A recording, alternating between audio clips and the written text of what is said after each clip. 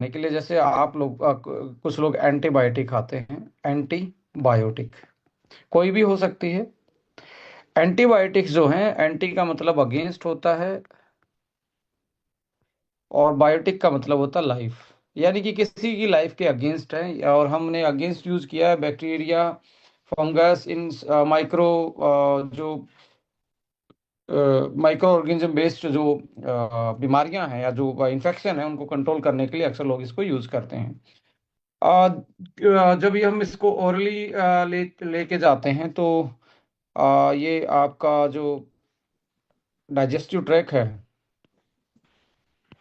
Specially antibiotic इस area में जाके एब्जॉर्ब होती हैं, और इस एरिया में जाके एब्जॉर्ब होंगी तो यहाँ पे पाए जाने वाले जो हमारे प्रोबायोटिक वाले बैक्टीरिया, जो हेल्दी वाले, जो यानी कि हमारे फ्रेंडली बैक्टीरिया हैं, उनके क्या करेंगे, उनको एक तरीके से किल कर सकते हैं, क्योंकि ये अनहेल्दी किल को ही टारगेट करके नहीं मारते।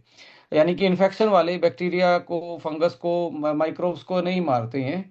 ये उनको भी किल करते हैं जो हमारे लिए हेल्दी हैं। तो ये सिलेक्टिव नहीं है कि किसको मारेंगे, इसके सामने जो भी आएगा उसको मारेंगे। तो और यहाँ बिलियंस में हमारे फ्रेंडली बैक्टीरिया रहते हैं, जो हम फूड खाते हैं, जिसको इंसान अपने एंजाइम से और अपने केमिकल से डाइजेस्ट नहीं कर पाता, उस फूड को ये डाइजेशन में हेल्प करते हैं। यानी कि हम जिसको नेचुरली डाइजेस्ट नहीं कर पाते, उसको ये उसको डाइजेस्ट कर पाते, और हमें कुछ न्यूट्रिएंट्स देते हैं, जैसे बायोटीन है, विटामिन B12 है, फोलेट है, और कुछ पॉलीफिनोल्स। पॉलीफिनोल्स का मतलब है, जैसे आपने अनार खाया, आपने कलरफुल फ्रूट्स खाए, उन कुछ चीज़ों को हमारी बॉडी डाइजेस्ट नहीं कर सकती, बट ये क्या करेंगे, उन पे उनको यूटिलाइज और कुछ ऐसे मॉलिक्यूल इनमें से डाइजेस्ट करके हमें दे देंगे, जो कि एंटीऑक्सीडेंट का काम कर सकते हैं, न्यूरो मैसेंजर का काम कर सकते हैं, इम्यूनिटी बूस्टर का काम कर सकते हैं। सो एंटीबायोटिक लेने वाले लोगों में अक्सर देखा गया है बी कॉम्प्लेक्स जो होता है, बी कॉम्प्लेक्स विटामिन की डेफिशिएंसी होती है। बी कॉम्प्लेक्स में सबसे ज्यादा बी कॉम्प्लेक्स, और साथ में विटामिन के शॉर्ट चेन फैटी एसिड एक होता है, म्यूफा मीडियम चेन फैटी एसिड एक होता है, long chain fatty acid.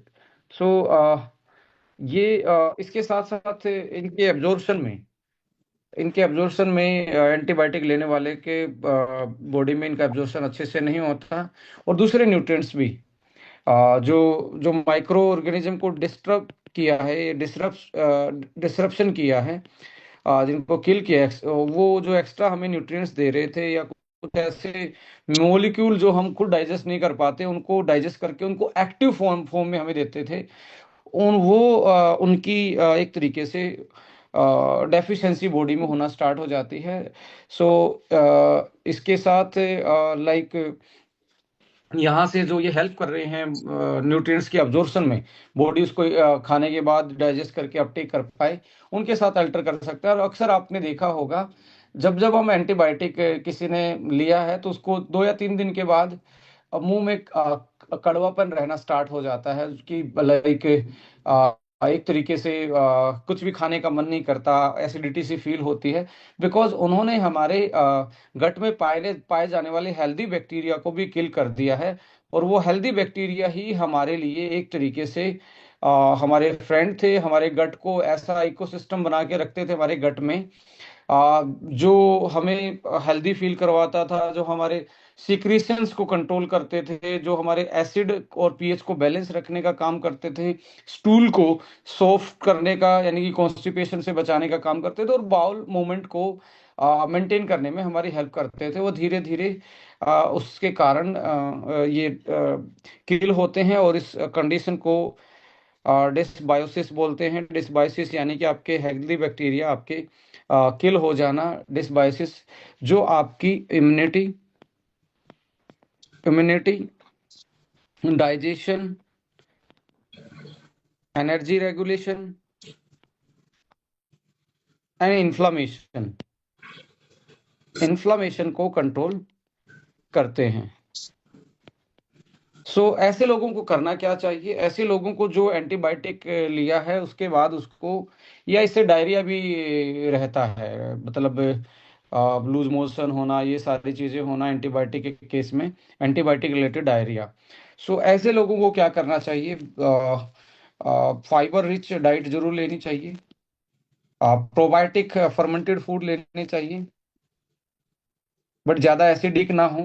Probiotics, fibres, और साथ में मल्टीविटामिन जरूर उनको अपनी प्लान करने चाहिए। जो वो आपके फ्रूट्स हैं, वेजिटेबल्स हैं, या सप्लीमेंट के तौर पे, ये तीन चीज़ें जरूर प्लान करनी चाहिए कि आपका गट रिवाइव रहे, गट सही से काम कर पाए, और जिससे हमारी इम्यूनिटी और स्ट्रोंग रहे। धीरे धीरे क्या होगा कि हमारे जैसे गट की जो लाइन है, ये लाइन है, ये कमज़ोर होना स्टार्ट हो जाती है, एंटीबायोटिक से कमज़ोर होगी। यहाँ पे अल्सर बनना स्टार्ट होगा, अल्सर से यहाँ पे कमज़ोर हो जाएगी, ये ऐसे करके इनर की वॉल बहुत वीक होना स्टार्ट हो जाए, और यहाँ अनडाइजेस्टेड फूड जो है,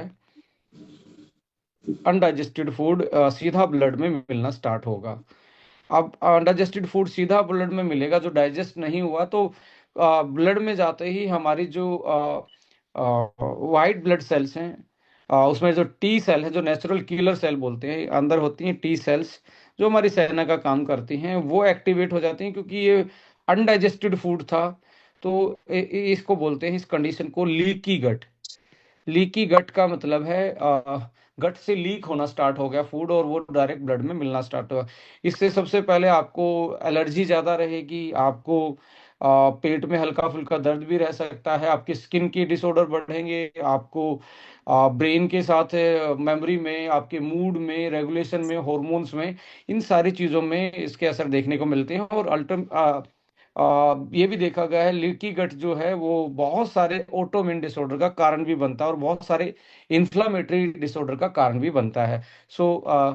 मैं तो यही रिकमेंड करूंगा कि बहुत ही इमरजेंसी केस में, जब आपके पास ऑप्शन ही ना बचे, तब एंटीबायोटिक का यूज करें, और एंटीबायोटिक भी बिना प्रिस्क्रिप्शन और बिना लाइक बिना कंप्लीट कोर्स उसको छोड़ना नहीं होता। कुछ लोग क्या करते हैं, 2 या 3 दिन में उनको इन्फेक्शन में कंट्रोल आता है, फिर वो उसको छोड़ देते हैं खाना।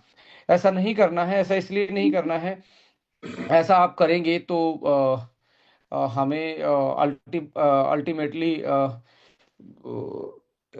ड्रग का रेजिस्टेंस जो है वो बढ़ना स्टार्ट हो जाएगा। अगली बार आपकी बॉडी में जो बॉडी का जो रेजिस्टेंस है वो बढ़ जाएगा, उतनी डोज में अगली बार वो काम नहीं करेगा। इसलिए हमेशा ही कंप्लीट कोर्स यदि आपने करना है तो एंटीबायोटिक में कंप्लीट कोर्स ही कीजिए, और उस कोर्स के साथ अपने डाइट एंड न्यूट्रिशन को भी साथ में जरूर मैनेज करिए। और ऐसे केस में क्या होगा ना, आपको भूख कम लगेगी, भूख कम लगेगी, आपको कड़वाहट फील होगा, आपको ओवर एसिडिटी फील होगी, ब्लोटिंग फील होगी। तो हमेशा फाइबर के केस में भी आपको वाटर सोल्युबल फाइबर पे ज़्यादा फोकस करना चाहिए, जो कि फ्रूट से ज़्यादा आता है एज कंपेयर टू वेजिटेबल से। दलिया, दही दही खिचड़ी जो है वो बेस्ट फूड होता है एंटीबायोटिक के टाइम पे, उसमें फाइबर भी हैं, और उसमें प्रोबायोटिक भी हैं। मल्टीविटामिन जरूर आप उस टाइम पे टेक ऑन कीजिए, कि आपकी जो फूड से हमें जो चीज़ें अल्टर हुई हैं हमारी बॉडी में, उनकी कमी ना हो, और कमी होने के कारण हमें वो जो दिक्कत आनी है उनकी डेफिशिएंसी से, वो हमें फील ना हो। लेडीज एंड जेंटलमैन, यहाँ पे मैं ज़रूर रिकमेंड करूँगा कि ऐसे केस में लीवो वन, जो एंटीबायोटिक लगातार ले रहे हैं, लीवो वन जरूर उनको फिर आ, दिन में 10-10 ml करके 2 बार जरूर पिलाएं, कि उनका गट का पीएच जो है और एंजाइम जो हैं अच्छे से काम कर पाएं। और साथ में मल्टीविटामिन जरूर उनको आप रिकमेंड करें। फ्रूट्स ज़्यादा फोकस करें, वो भी राइपन फ्रूट्स, और दलिया खिचड़ी, दलिया या खिचड़ी और प्रोबायोटिक दही जैसी चीज़ें यूटिलाइज आप उसको रिकमेंड कर सकते हैं, उनके साइड इफ़ेक्ट से बचने के लिए। अ, एक आज के टाइम पे आप देखेंगे डायबिटीज़ का प्रकोप जो है वो बहुत ज़्यादा है, और डायबिटीज़ के केस में एक ड्रग आती है मेटफॉर्मिन। जो लोग मेटफॉर्मिन खाते हैं उनके लिए सबसे ज्यादा उनको जिस चीज से सावधानी रखनी चाहिए वो सावधानी है कि ऐसे में उनका जो विटामिन बी ट्वेल्व जो है and folate, active folic acid जिसको बोलते हैं, वो उनका एब्जॉर्प्शन है ना बॉडी नहीं कर पाती है। एब्जॉर्प्शन नहीं कर पाएगी तो उसकी कमी होना स्टार्ट हो जाएगी, और कमी होगी तो सबसे पहले न्यूरोपैथी, यानी कि आपके नर्वस सिस्टम के साथ कोई दिक्कत होगी, एनीमिया की कंडीशन बढ़ेगी। अक्सर देखा गया है जितने भी डायबिटिक पीपल और मेटफॉर्मिन खाते हैं उनमें एनीमिया होता है, vitamin B 12 pernicious anaemia. Cognitive changes आएंगे। ये कॉग्निटिव चेंजेस का मतलब उनकी यादाश्त में दिक्कत आएगी, उनकी यादाश्त कमजोर होना स्टार्ट होगी, मेमोरी में चेंजेस आएंगे, अलर्टनेस में। और हीमोसिस्टिन नाम का एक अमाइनो एसिड होता है, हीमोसिस्टिन नाम का एक अमाइनो एसिड होगा जो विटामिन बी 12 और फोलिक एसिड की कमी में बढ़ जाता है। ये मार्कर भी होता है, ये बायोमार्कर है। ये बायोमार्कर है। इसके बढ़ने से आपका ब्लड जो है वो हार्ट की कैपिलरीज में, हार्ट की जो नलियां हैं खून की, उसमें आ, जमना स्टार्ट हो सकता है और आपको हार्ट अटैक की प्रॉब्लम बढ़ा सकता है। और वो ब्रेन में भी, ब्रेन स्ट्रोक का भी कारण बनता है।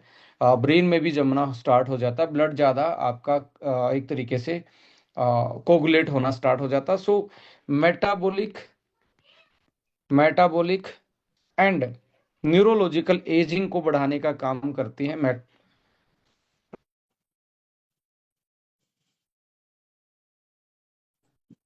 एजिंग, यानी कि ब्रेन की एजिंग को फास्ट कर देती है और मेटाबॉलिक एजिंग को भी फास्ट करना स्टार्ट कर देती है। तो ऐसे केस में हमेशा ही ऐसे लोगों को B complex, including vitamin B 12, B 6 and folate,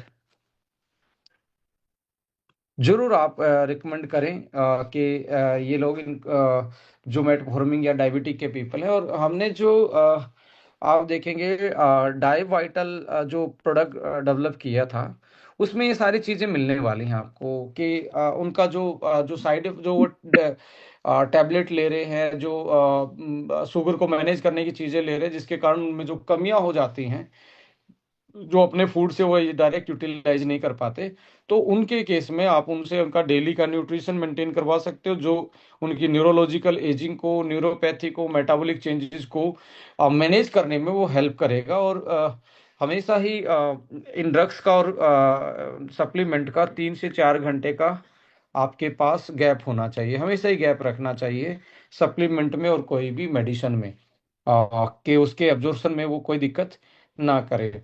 सो ये भी बहुत बड़ा एक केस है कि almost 100+ million of people India में डायबिटिक के शिकार हैं और वो कोई ना कोई ड्रग्स ले रहे हैं, और उनमें ये कमी होना स्टार्ट होते ही ब्रेन में दिक्कत आएगी, हार्ट की प्रॉब्लम बढ़ेंगी, हार्ट के स्ट्रोक, ब्रेन के एक तरीके से खून की नलियों में क्लॉटिंग के चांसेस हीमोसिस्टिन की वजह से बढ़ना स्टार्ट होंगे, हार्ट अटैक के कारण बन सकते हैं। और हीमोसिस्टिन जैसे ही बढ़ेगा, बी फोलेट की कमी होगी, 12 की कमी होगी, तो कुछ हमारे जो जीन हैं वो भी कुछ उनका काम में भी अल्ट्रेशन आती है, और उनके काम में अल्ट्रेशन आने से हमें बहुत सारे हमारे बायोलॉजिकल जो एक्शन है वो स्लो हो जाते हैं, जो हमें रिपेयरमेंट का काम कर रहे हैं, जो हमारी लॉन्जेविटी में काम करते हैं। सो ये भी एक मेटफॉर्मिन नाम की ड्रग जो है वो आपको हाई एक तरीके से ग्लूकोज को बेटर यूटिलाइजेशन में हेल्प करती है। बट कुछ ऐसे न्यूट्रिएंट्स हैं जो हमारे लिए बहुत इंपॉर्टेंट हैं, उनके उनको वो दिक्कत देती है, उसके एब्जॉर्प्शन में दिक्कत है, धीरे धीरे कमियां होनी स्टार्ट होती हैं, उन कमियों की वजह से हमारी बॉडी में चेंजेस आते हैं। तो उसमें बेस्ट यही है कि आप डाइवाइटल 1 आप देंगे तो एक तो ग्लूकोज के मेटाबॉलिज्म में वो बेटर करेगा, और जो साइड इफेक्ट हुआ है बॉडी में और जो लंबे टाइम से यूज कर रहे थे उनकी बॉडी में फोलेट, बी 12 और बी कॉम्प्लेक्स की कमी लॉन्ग टर्म में हुई है, और उनकी जो हार्ट में और या जो ब्रेन में जो डैमेज हुआ उसको रिकवर करने के लिए भी आपको ये सप्लीमेंट स्टार्ट करनी चाहिए अपने उनके लिए, और जो आपके साथ लाइक लंबे टाइम से, आपको पता है 2 साल से, 4 साल से, 5 साल से यूटिलाइज कर रहे हैं इन चीज़ों को, उनको डाइवाइटल बहुत अच्छा एक सप्लीमेंट में मानता हूँ। यदि आप पहली बार इस प्रोग्राम को अटेंड करें तो जरूर, जिसने आपको लिंक भेजा उसके साथ ये फॉर्मुलेशन डिस्कस कीजिए, और कैसे अपने आप को आप दोबारा से आपकी रिकवरी को बेटर कर सकते हो, जो ये पर्टिकुलर ड्रग्स के कारण, पर्टिकुलर मेडिसिन के कारण आपकी बॉडी में डेफिशिएंसी या साइड इफेक्ट हुआ, उसको कैसे बेटर रिकवर कर सकते हो। एक सीरीज होती है, नेस्डेक बोलते हैं, नेस्डेक, यानी कि एंटी इन्फ्लामेटरी ड्रग्स है, नॉन स्टीरोडल, बिना स्टीरोड्स के जो एंटी इन्फ्लामेटरी ड्रग्स हैं, पेन किलर बेसिकली इसमें आते हैं, लाइक आइबुप्रोफेन, जनरली एक यही लेके चल सकते हैं। बहुत सारे नेस्डे की उसमें आते हैं। जैसे ही आप लेंगे, ये लीवर को डैमेज करते हैं। लीवर को कैसे डैमेज करते हैं? ये सीधा हमारे ग्लूटाथाइन को यूज कर लेता है, ग्लूटाथाइन को यूज कर लेता है। ग्लूटाथाइन जो है ना, मास्टर एंटीऑक्सीडेंट है, जो स्टोर रहता है बॉडी में, मास्टर एंटीऑक्सीडेंट है ये,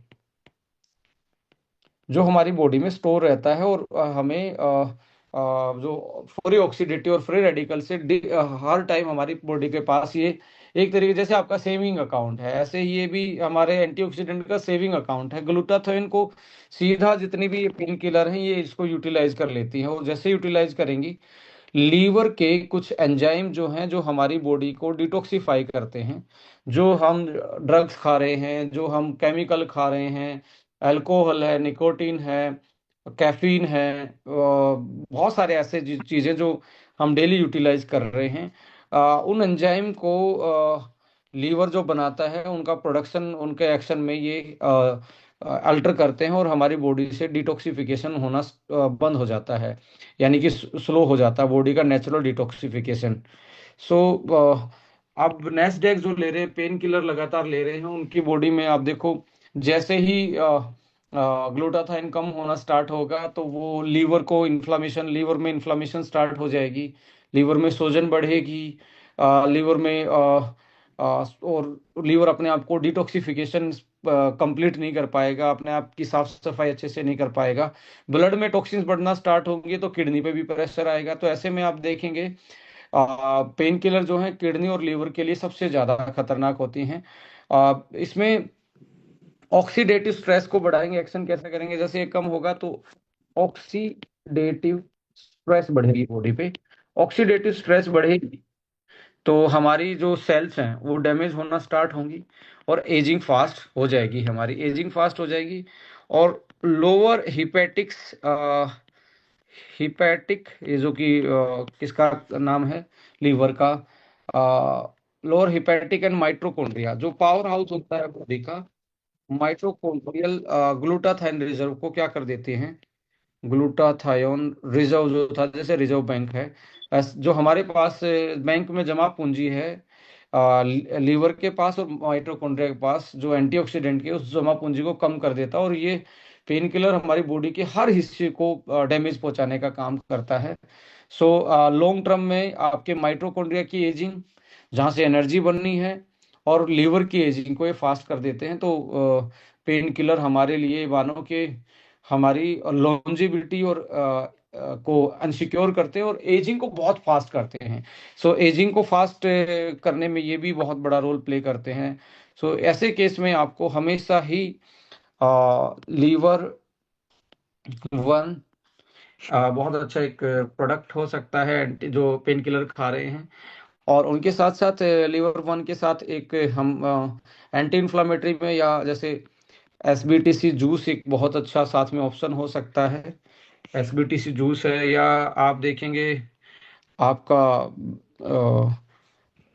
अस्वा वन एक बहुत अच्छा सब्स्टिट्यूट हो सकता है, एंटीऑक्सीडेंट पावर अडन का काम करेगा।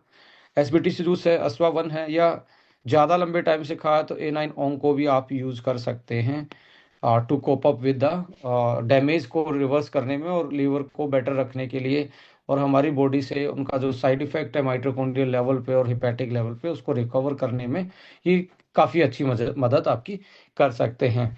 सो इसके बाद आप देखेंगे कुछ लोग एंटा एसिड यूज़ करते हैं। एसिडिटी उनको सुबह सुबह ज़्यादा होती है, तो एंटा एसिड के रूप में वो अ, कुछ चीज़ें यूज़ करते हैं।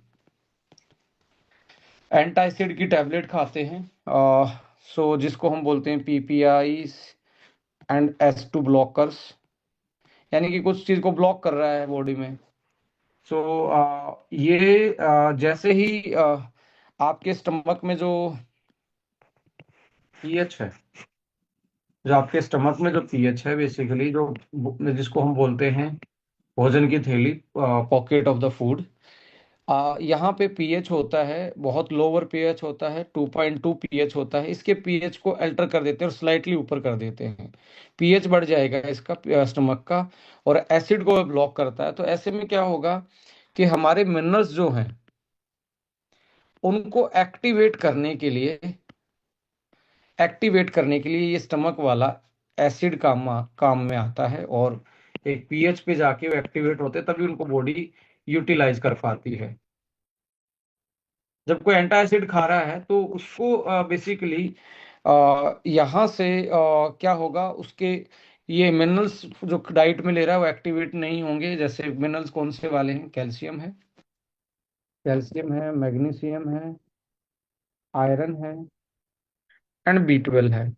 कैल्शियम, मैग्नीशियम, आयरन, B12 की जो एंटासिड देते हैं उनको डेफिशिएंसी मिलेगी आपको। और ये लोग है ना, हमेशा हार्ट बर्निंग, टायरिंग, बहुत टूटा हुआ शरीर रहता है, सांस चढ़ते हैं, ऐसे लोगों को डाइजेस्टिबिलिटी में दिक्कत आती है। तो और इसके साथ साथ मिनरल्स को, जैसे फूड में जो कोई भी मिनरल था, खाना जो आपने पालक खाई, फ्रूट खाया, सब्जी खाई, चपाती खाई, चावल खाई, फूड में जो मिनरल बाउंड है, मिनरल्स जो था वो किसी के साथ बाउंड था, इसको इससे रिलीज करवाने का काम करता है। रिलीज करवा के फिर ये ब्लड में अब्जॉर्ब हो जाता है। यदि एसिड नहीं होगा तो ये आपस में बंधे रह जाएंगे, बाउंड रहेंगे, ऐसे बाउंड रह जाएंगे, और अल्टीमेटली आप देखेंगे पर्टिकुलरली वो हमारे लिए अनअवेलेबल हो जाएंगे, और हम उसको अब्जॉर्ब नहीं कर पाएंगे, और धीरे धीरे उसकी डेफिशिएंसी होना स्टार्ट हो जाएगी। सो दूसरा, लोअर एब्जॉर्प्शन, यानी कि एसिड लो है तो एब्जॉर्प्शन भी लो है इनका, मिनरल्स का। सो लोअर एसिड का एब्जॉर्प्शन है, एब्जॉर्प्शन जो हो जाएगा वो लोअर रहेगा। सो ध्यान रखें, कोई भी एंटासिड खा रहा है तो उनमें मिनरल्स की डेफिशिएंसी होना लाजमी है। सो लो मैग्नीशियम आपकी, जैसे यदि लो मैग्नीशियम होता है, जिन लोगों को कम नींद आती है, डीप नींद नहीं आती, तो मान के चलें, और बॉडी में क्रैम्प रहता है, मसल टाइट रहती हैं, सो साइन है लो मैग्नीशियम के। मैग्नीशियम उनका लो है, जो अफेक्ट करता है आपकी स्लीप को, अच्छी नींद दिलाने में आपकी हेल्प करता है। जिससे कम होगा तो नींद भी क्वालिटी और क्वांटिटी दोनों कम हो जाएंगी, नींद अच्छी नहीं रहेगी। इंसुलिन की सेंसिटिविटी, इंसुलिन अच्छे से काम नहीं कर पाएगा, डायबिटिक होने के चांसेस, एंटासिड के साथ भी डायबिटिक होने के चांसेस हो सकते हैं। मसल फंक्शन, मसल में क्रैम्प रहेगा।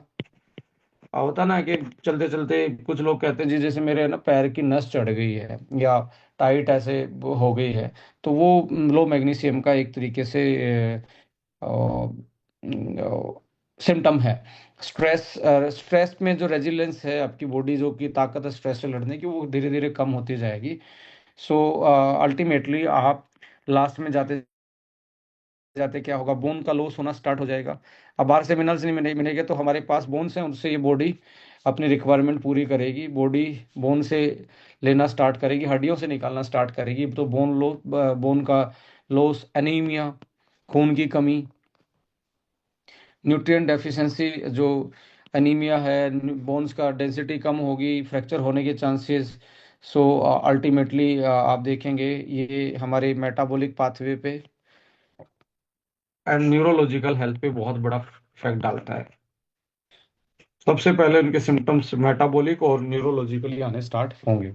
सो ऐसे केस में आप हमेशा ध्यान रखें, लीवो वन सिरप बहुत अच्छा है। उस आदमी को लीवो वन सिरप जरूर रिकमेंड करें, 10 10 ml 2 टाइम। और एंटा एसिड के खाना खुना खाने के बाद, खाने के भी 2 घंटे के बाद आपको पहले आपने करना है लीवो वन सिरप से बिफोर आप फूड खाएंगे, बिफोर फूड आपने 10 ml लिया खाना खा, फिर 10 ml ले लिया खाना खाने के बाद, दोनों टाइम लेके फिर उसके 2 आवर के बाद आप, सबसे बेस्ट प्रोडक्ट है जो एंटासिड वाले लोग हैं उनके लिए, वो वन के बाद सिरप के बाद आपका हीमोफोर्टीन, हीमोफोर्टीन उनको जरूर दें यदि वो अपने एंटासिड खा रहे हैं। हीमोफोर्टीन में मिनरल हैं, विटामिन हैं एंड एंटीऑक्सीडेंट हैं। अकेला ये आयरन, फोलिक और मैग्नीशियम नहीं है, इसमें आप देखेंगे बहुत सारे मिनरल्स हैं, मिनरल्स के साथ विटामिन्स हैं और एंटीऑक्सीडेंट भी आपको मिलते हैं उससे। स्टैटिन्स जो लेते हैं, जो यानी कि खून पतला करने की, बीपी की जो टैबलेट लेते हैं, उनको क्या करना चाहिए उनको? स्टैटिन्स भी एक ड्रग होती है, वो हमारे को क्यू एंजाइम को, वो जिसको सी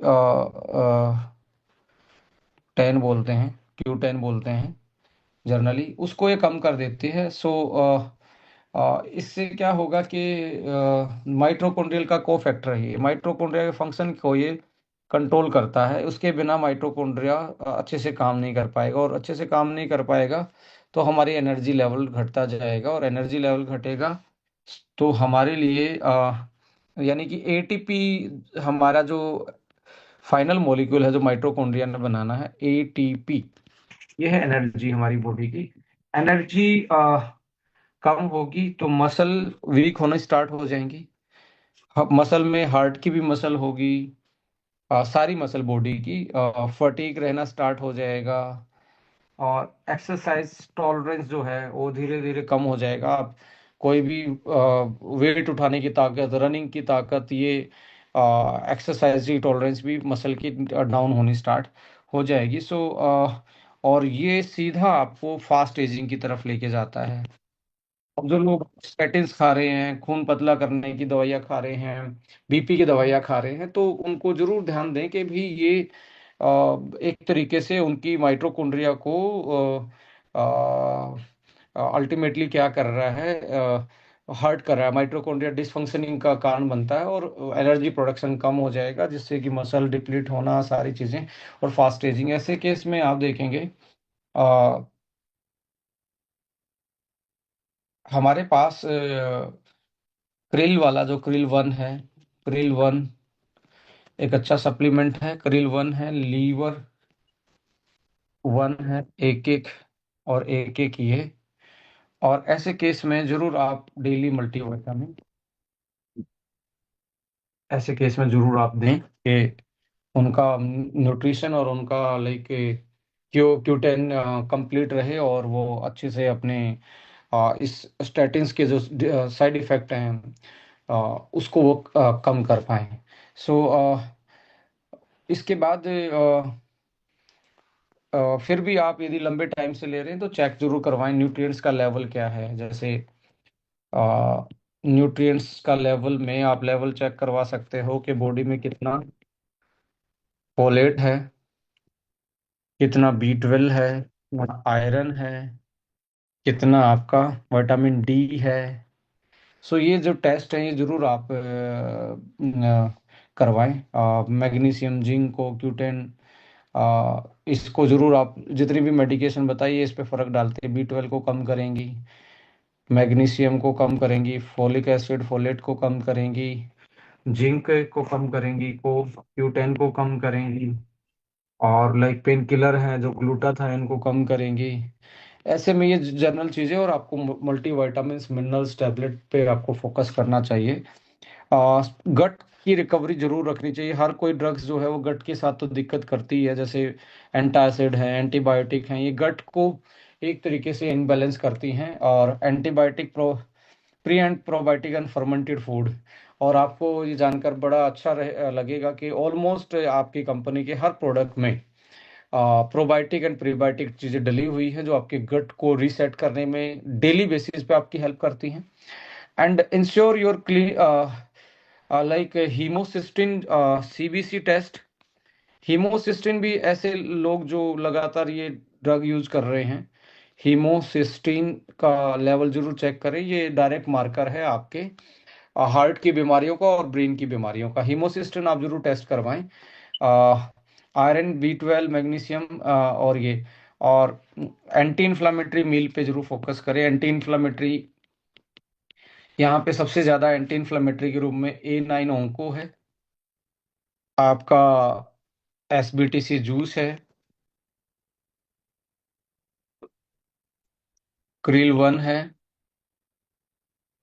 और साथ में अस्वा वन है, और AVBT जूस है।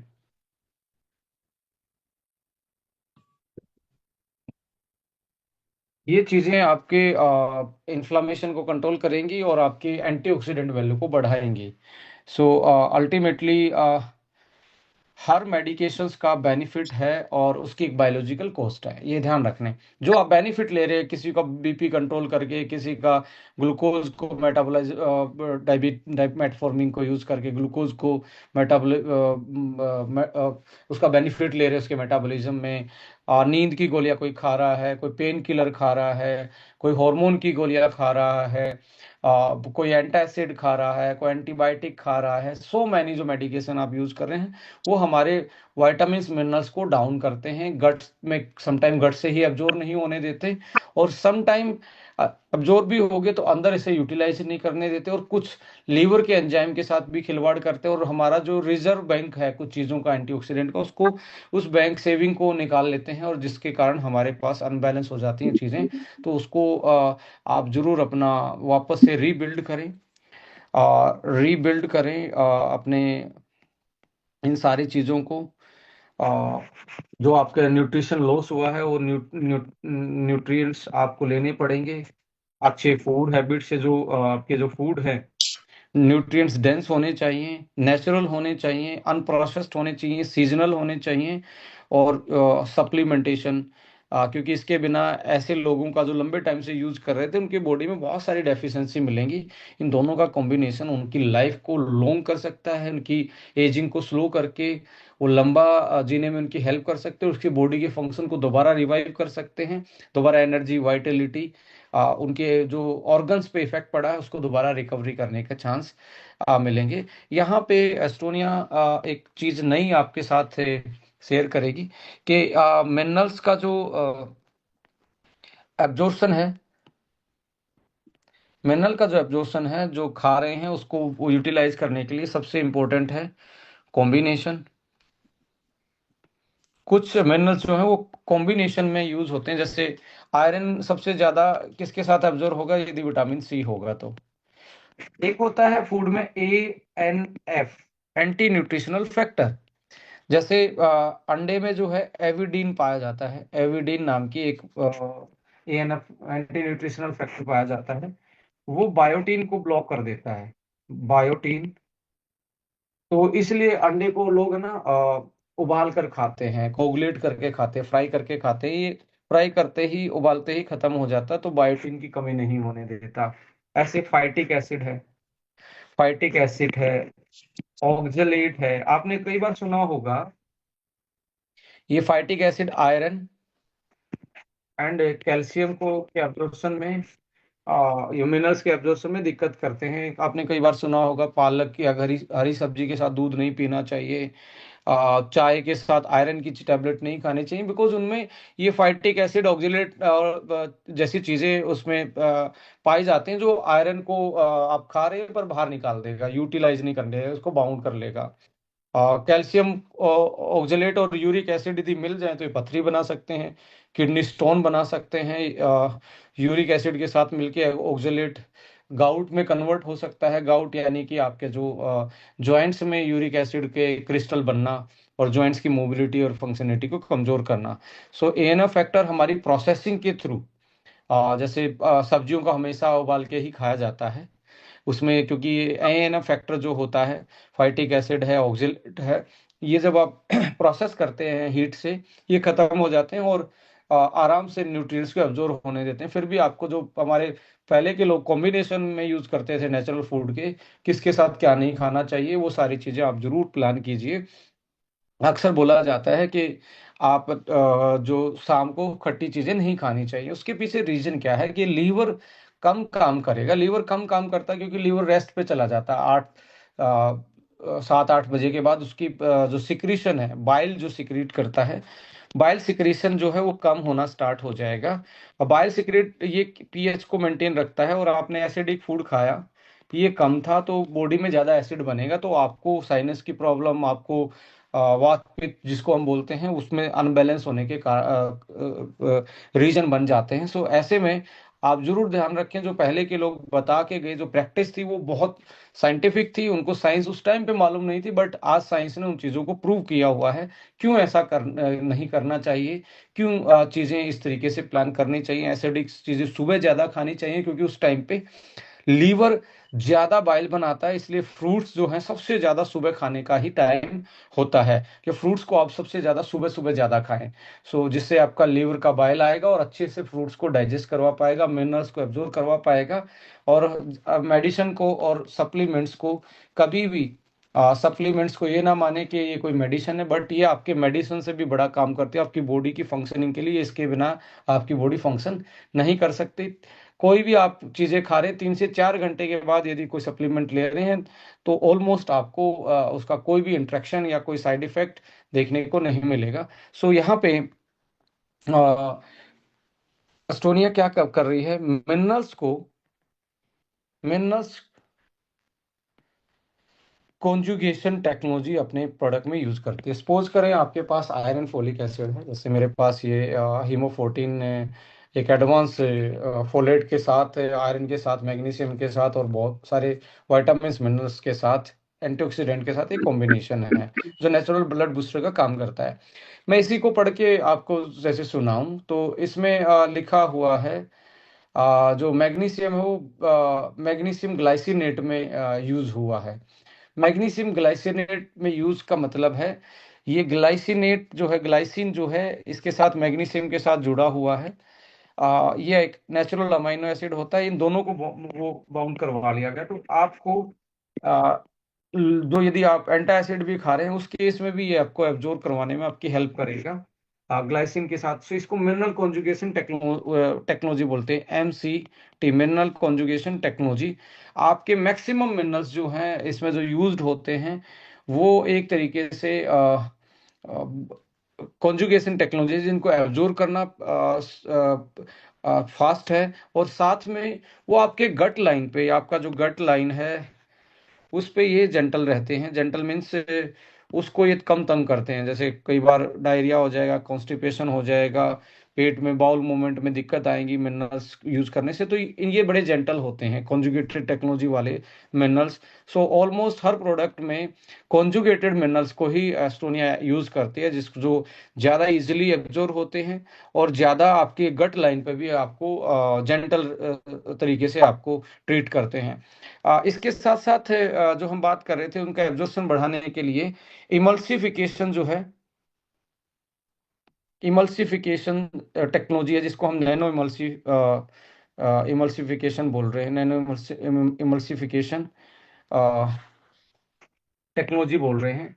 इमल्सिफिकेशन का मतलब क्या है, जो आप जो एसिड आपके फूड में यहाँ स्टमक से ऐड हुआ और ये नीचे आया, तो यहाँ आपका क्या था, लीवर था, लीवर ने यहाँ बाइल डाला, बाइल अपना जूस बना के डाला, ऊपर से एसिड था, फूड के साथ एसिड मिला हुआ था। और ये जैसे बाइल के साथ, तो ये इमल्सिफाई हो जाएगा, ये टूट जाएगा, जैसे दूध फट जाता है ना, इस ऐसे ये कोगुलेट होना या फट जाना जिसको हम बोलते हैं, वो इमल्सिफाई हो जाएगा। और जिससे बॉडी उससे वोमेनस और ये सारी चीजें, अमाइनो एसिड, आपके amino acid, omega fatty acid, carbohydrate यहाँ से अलग होने स्टार्ट होते हैं, तो धीरे धीरे सिंप्लीफाई होंगे, तो बॉडी अब्जॉर्ब कर पाएगी।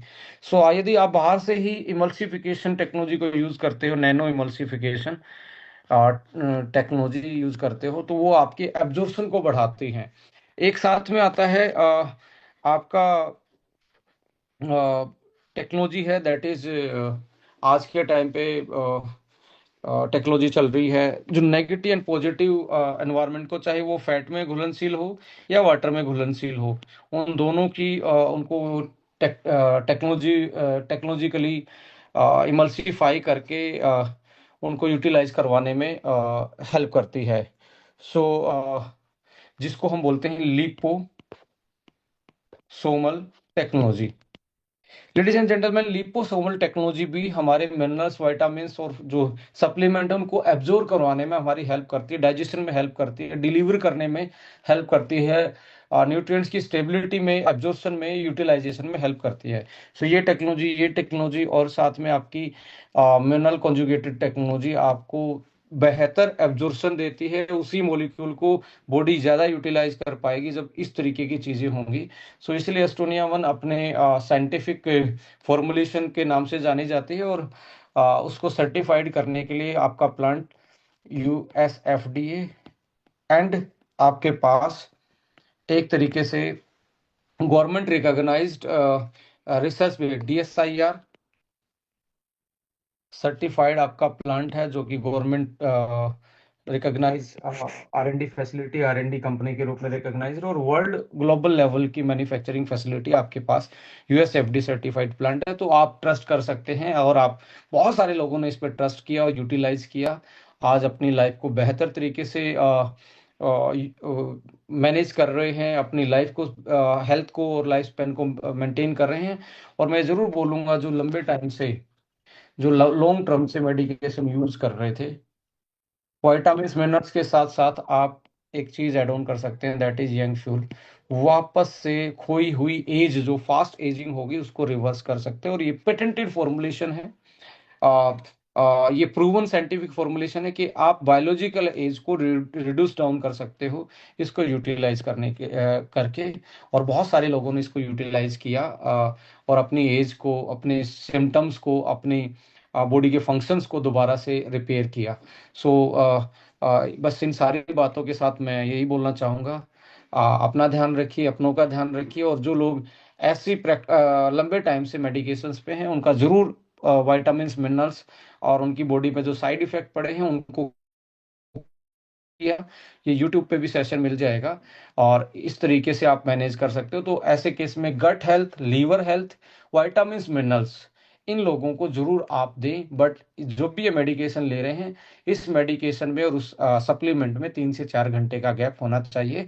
और यंग फ्यूल उनको खोई हुई एज जो है, जो पेन किलर के कारण, एंटीबायोटिक के कारण, एंटासिड के कारण, डायबिटिक के कारण, हार्मोनल टैबलेट के कारण, स्ट्रेस के कारण, नींद कम आना, कग्निटिव डिक्लाइन के कारण, और भोजन की कमियां, जो न्यूट्रिएंट डेफिशिएंसी उनके कारण जो एजिंग फास्ट हुई है, उसको अपनी विटामिन मिनरल्स को कवर करके, लीवर को और गट को सही करके, साथ में यंग फ्यूल भी आप ऐड ऑन करेंगे, तो डेफिनेटली उनकी लाइफ में एक नया जीवन उनको महसूस होगा, नई इम्यूनिटी महसूस होगी, नई एनर्जी एक महसूस होगी, वाइटलिटी महसूस होगी, और वो वापस से वो फील गुड फील कर पाएंगे। So anti ageing is not only adding number. मैं लिख रहा हूँ, एडिंग नंबर नहीं है कि आप अपनी लाइक 60 साल किसी की उम्र थी तो उसमें आपने 10 प्लस कर दिया, 70 होगी। ये ओनली यहाँ तक सीमित नहीं है, ये एडिंग लाइफ इनटू नंबर्स। ये आप जितना जी रहे हैं उसमें लाइफ ऐड करने का दूसरा नाम भी है, कि भाई जितना भी जी रहे हैं पूरा हेल्दी जीऊंगा, ये भी एक एंटी एजिंग होता है। So adding life into number and adding number into life. So आप होलिस्टिकली लॉन्जिविटी प्लान कर सकते हो प्रोडक्ट के साथ। और अच्छा साफ सुथरा खाएंगे, नेचुरल डाइट खाएंगे, एक्सरसाइज करेंगे, थोड़ा सा सोशलाइज होंगे, एक दूसरे से बात करेंगे, फैमिली मेंबर से, पड़ोसी से। सो एक सोशल वेलबींग की तरफ आप जाएंगे, मेंटली मेडिटेशन और एक्सरसाइज को आप अच्छी नींद लेंगे। तो यही सारे पिलर्स हैं जो हमारी हेल्थ को, हमारी लाइफ को बेटर बना सकते हैं। Thank you so much. जय हिंद, नमस्कार। नेक्स्ट टाइम पे एक नए टॉपिक के साथ मिलेंगे। खुश रहें। जय हिंद।